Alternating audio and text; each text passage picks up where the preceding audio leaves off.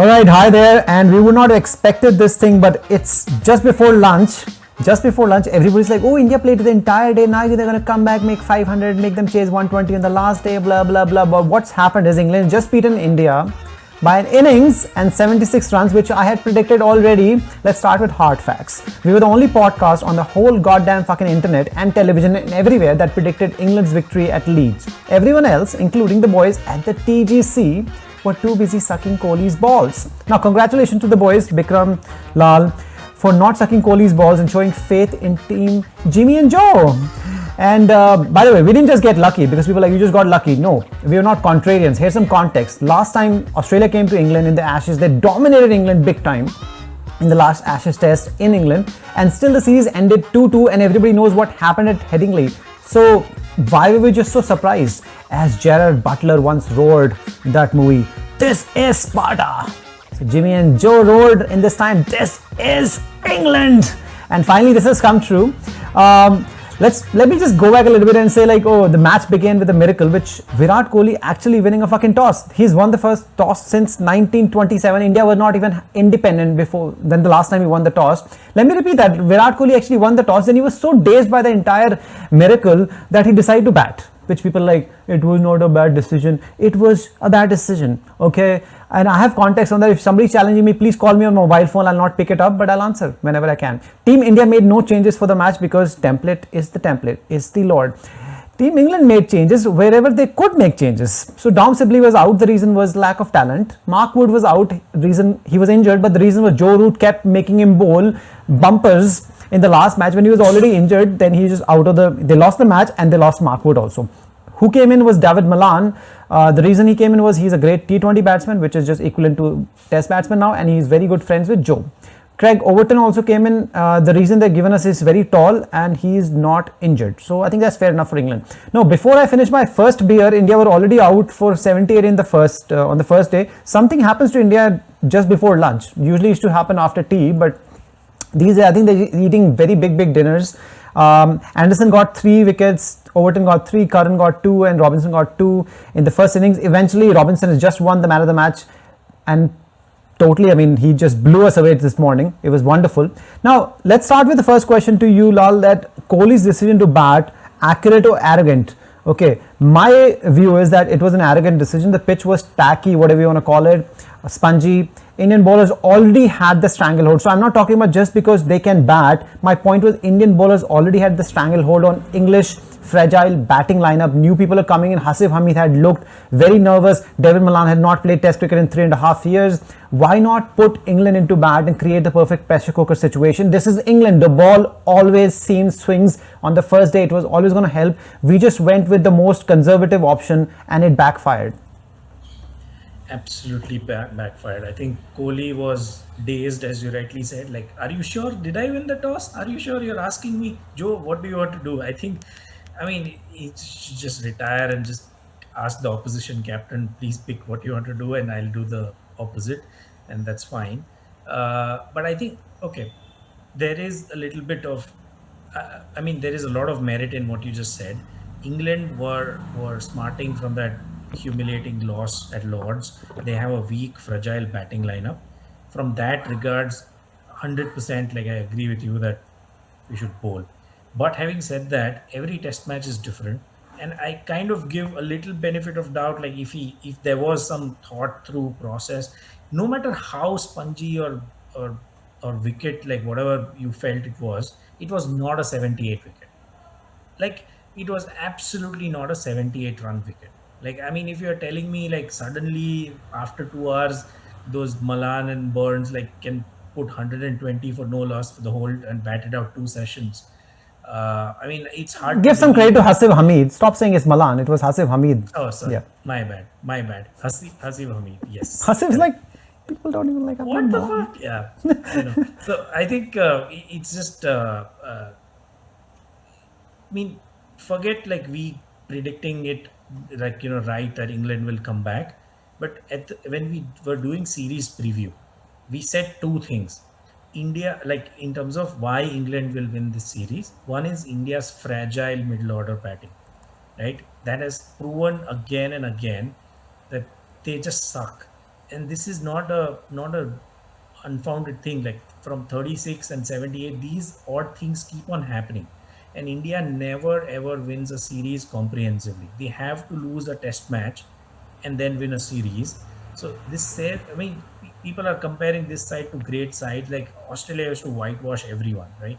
We've never We are not whitewashed Australia. yeah, I mean, so, but people are still comparing that this is the greatest test team and blah blah blah, and like For comparing India, it to yes. great teams. But yeah, I mean, what the hell is this? I mean, I was just very, very disappointed. Slip catching and middle order, like these two things, we said it in the preview. Why England will win, and it's all. If you and me can like see it from here, I don't know what they're doing sitting there. I mean, I don't know if someone has worked on it or they're just not good enough to like improve on catching. Like I don't know what's happening. So yeah, in Or my mind, I think it was a combination of. I won't call it an arrogant decision. I just think we didn't execute after we took the decision. see, all I'll say is, and before moving on to the next question, it's always about execution, isn't it? 78, I never said it was 78 wicket. I don't even think, I think India could have made 200. My point was that they already had, if there's one element, India's bowling, India's batting, England's bowling. If there's one element that was under pressure, the most under, it was always England's batting. So Correct. if I were the I captain agree. and if Kohli agrees to be aggressive, put them in, put them in. I'm not saying in hindsight, because hindsight is always 2020. Talking about hindsight is always 2020. Now every Tom, Dick, Gavaskar, Bhargav, which is our guy smirking, Pandit smirking Ashwin, thinks India missed, let me know if you change your mind, missed Ashwin at Leeds. But there's no way Kohli could have just abandoned the template after destroying England at Lords. Because till then, all the wickets, all the 39 wickets, because one was run out, all were taken by pace bowlers, which has never happened for India. And this is the time Indian has the best pace bowlers and they wanted them to play. So have you changed your mind, or you still agree to the same, I that mean, Ashwin out was just to fine? Wouldn't have yeah, changed. just to counter your stat, it's like saying, oh, all the walls in my house are painted white. It's because like all the paints that you bought from the store are white. If you had other color paint, then you would see. You didn't pick a spinner. Of course, all wickets would have been taken by But fast just because bowlers. you're somewhere else, I I mean, can come there and beat you up. You can't just say anything you want to say. There was a spinner. We have Virat Kohli. We have like I mean, Ajju Jadeja. so anyways, leaving that aside, But would have they changed it? Like, would that have changed the no, but outcome? my question is, when you say how can he abandon the template, who asked him to adopt a template? Who is this template for? Like who created it, right? I mean, someone would have created. So no one asked him to adopt. No one is asking him to abandon it. Take each game individually and see what's there. Like I don't know, like if there is merit in playing. I think what has happened is Kohli, like it's like once bitten, twice shy. In the World Test Championship final, just because he played Ashwin and India lost, and like oh now we can't win in England, like playing 3-2 combination. Three good fast bowlers are not enough to win us a Test match. That's why this template. But I'm not blaming this loss on team selection. I'm Okay, blaming just this on say that. India. Are you gonna? All I want to know here from you is just, are we bringing Ashwin back at the Oval next test? Again, as I'm saying, I mean it depends on the No, you condition. want him or If not? Just you say you want him or not. yeah, yes, I want it. So you want Ishant to be out. Obvious. That's an obvious choice, I believe, right now, Yeah, because the way he yeah, performed, he was just horrible. Not talking about Ishant. Let's talk about Ishant a little bit more. Now, Ishant bowled the worst first over ever in your team when your team is defending 78. Because I mean, the first few overs have to be perfect, right? Or you think it's still Zahir Khan's first over, which is still stuck in my memory from 2003 World Cup, 18 years ago against Australia in Johannesburg. I've given you the stats. You might have read the stats. Ishant went for 2 run, no ball, then dot, then wide, then 4 hit me ball, dot, 1, and overall gave 9 runs when you're chasing only 78. But Zahir Khan had done this like even worse, but it was a one-day international, and I think that time they didn't have any free hits, luckily. So it was starting with a no ball, then dot, then he had a no ball, gave 3 runs, 1 dot, a wide which went for 5, 4 wide, and overall gave 15 runs, and Australia won the World Cup in the very first over the same way. Ishant bowled that way, and then our genius captain kept making him bowl overs after overs after overs, and I don't understand. It was just seniority bullshit. It was just, I didn't like any of it at all. But just pick the over, and then Simple, if you want to comment on that, please. simple answer is Zahir Khan's first over in the World Cup Do final. you still remember that? It's etched in, yeah, it's etched in my memory. And I still Oh, this day I believe that moment we lost the final, and that's the over which triggered, which made them score 360. And back in those days, you weren't supposed to chase anything above 350. I that's mean, crazy. nowadays By it's the way, common, but I just want to say one thing that Lal, when I wrote this thing, I wasn't sure how much passionate would you be about this over and how much you paid attention to this thing. But now that you said it, I just feel so amazing because I remember watching it and I was like, man, this is done because I everything was I about mean, Australia there just was having the I stranglehold. had This guy was just bowling I had everywhere. What was yeah, happening? I had my board exam next day. I had like I said, fuck it, like I'm just gonna watch the whole match, and like I mean, it's just etched in my memory. Like, how can you start like that? Like the biggest day in your life. Like, I mean, fine, you don't have a wicket taking first over. Like, I mean, you have a normal over. Like, how can you have the worst over in the whole tournament to start? I mean, anyways, coming back. I mean, Yeah. too many painful memories. So I think that's definitely the worst. Too So you've bad. already picked this. So if you want to say something, anything, and if you want to talk about like why Ishant was constantly made to bowl so many overs, even after it was very obvious that he was It's just having a baffling. very very bad day. This is just seniority bullshit. If his name was Siraj, would you make him bowl? Keep making him bowl after he's just bowling shit after shit. It's just it's just baffling. I think it's clear. You If watched the somebody test, thinks, right? You watched the yeah, entire test. Me and Bikram were if watching it. he's He was just bowling dollies after dollies outside the off stump. Half trackers hit me, hit me. I'm like, what is? if He kept doing it. if if Kohli goes with the template and plays these four bowlers, then your best new ball bowlers are Shami and Bumrah. Period. No seniority, no nothing. These two are genuinely good. Like your new ball bowlers. Sharma can come in. Like Siraj gets like reverse swing. He's good with the old ball as well. Sharma has to come like first change. He can't waste the new ball like this. Absolutely not. All right, fair enough. So moving on to the next question. That's $1 million question. How to get Joe Root out? Now, underarm, few suggestions of mine. Underarm, pitch tampering at night, just dig a hole, fake COVID positive test against him, trip him accidentally while he's taking a quick I single like that and hope he idea. breaks his jaw. I hope he breaks his jaw. Please don't say Ashwin.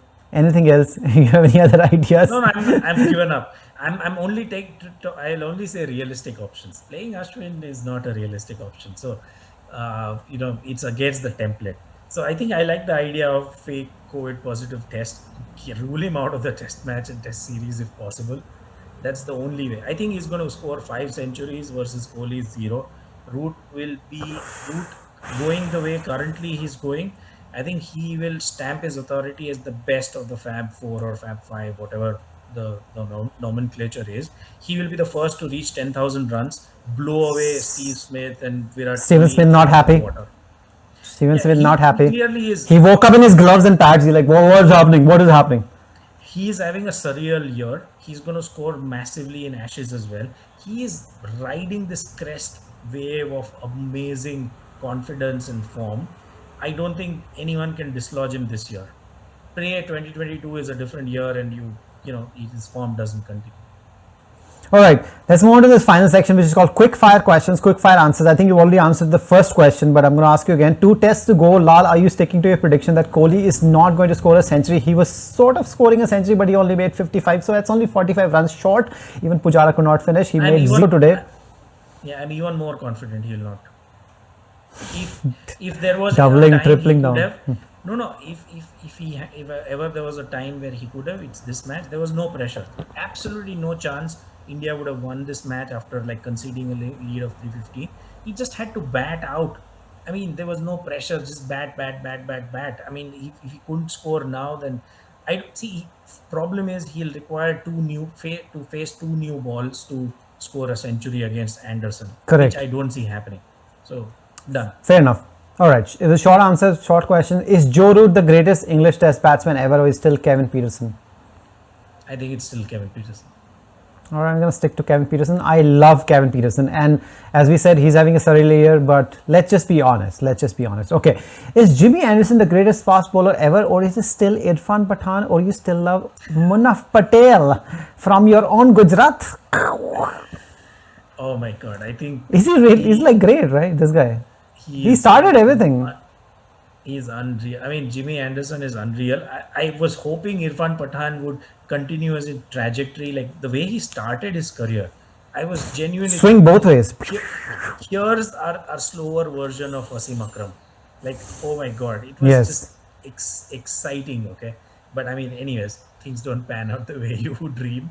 But yeah, I mean, Jimmy Anderson has to be. I think to me, I would still put Glenn McGrath slightly ahead, slightly just a notch ahead. But Jimmy Anderson, like, is doing no wrong to prove me. Like, he's doing all he can to prove or make me change my mind. But yeah, I think he is. Yeah, for me, Glenn McGrath is not slightly. I think it's definitely the best bowler, including Wasim Akram together. But Jimmy Anderson is just, I think, it's just doing something more weird, like completely surreal as well. Now, let's talk about Rohit Sharma. He played very well in while batting, and because he's a great batsman. But is Rohit Sharma ever going to catch Hasib Hamid's nick, because he dropped him at Lords and he dropped him again at Leeds? And I think he needs to learn a little bit from Johnny Bairstow how to take one-handed catches, amazing catches, because Sharma needs to also rename his name to Sharminda. Okay. Now, is Rohit the worst fielder ever, or is still Ganguly or lovely Inzamam? I think it has to be Inzamam and Ganguly. I would not, I mean, put Rohit in that bracket.